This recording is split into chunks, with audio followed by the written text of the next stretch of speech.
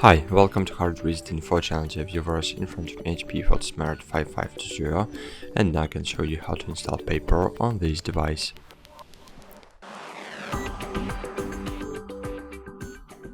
Firstly, you need to open the paper tray and drag it up.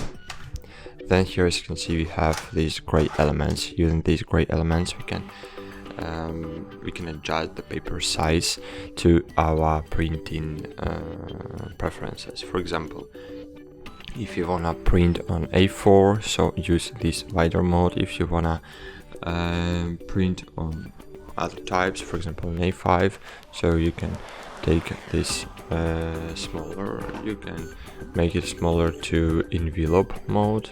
As you can see here, we have envelope mode and small format for photo printing. I forget the name of this format. And to print something, you just need to install paper cards.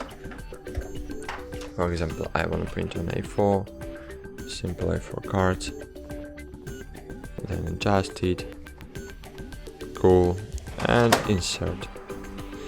Fine, now we can print.